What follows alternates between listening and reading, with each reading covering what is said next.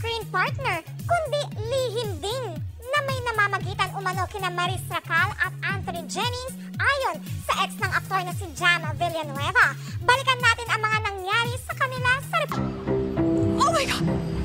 Did I step on it? Natapakan mo yung jackpot. Sumikat ang tambalang Snorin sa seryeng Can't Buy Me Love.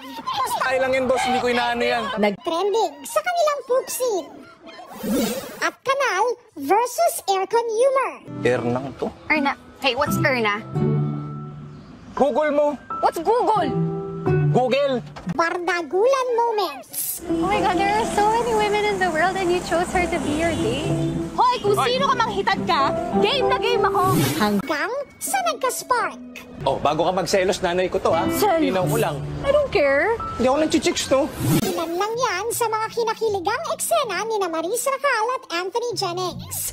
Ano yan? Is this your... Oh. Is this your... Ay, grabe ka naman. Oo, galing sa akin to. Galing sa'yo. Oo, malamang. So this is then something happened. Pero ang alam ng lahat, on-screen partner lang ang Maton. Lalo't pareho silang taken noong Can't Buy Me Love era hanggang sa noong Hulyo. Damn, Rico and I are over.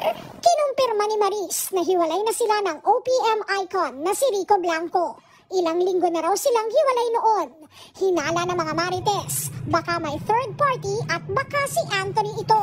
Pero sabi ni Maris, Anthony is out of the picture here. It's just mainly me and Rico. Mainly me. I'm the issue. Nagpatuloy as on-screen partner ang Maton.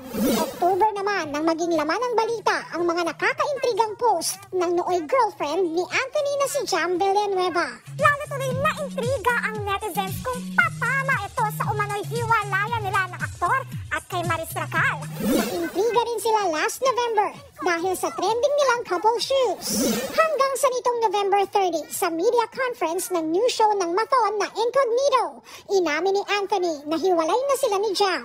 Sabay giit na walang namamagitan sa kanila ni Maris. Kaibigan na to kami and sana matigil na rin. 3 araw matapos ang revelation ni Anthony, dito na siya in-expose ni Jam na nag-cheat daw sa kanya ang aktor. Sa IG story ni Jamela, hindi raw niya intensyong gumawa ng panibagong sakit. Kailangan daw niyang ibahagi ang anyay katotohanan, hindi para gumawa ng drama kundi deserve niya raw na mapakinggan. Hinayaan daw niyang mangyari ang namamagitan sa Maton sa pag-aakalang ito ang paraan para suportahan sina Anthony at Maris noon. Aminado si Jam na hindi ito madali. May pagkakataon din daw na winish niyang maibalik ang dati. No comment pa naman dyan sina Maris at Anthony.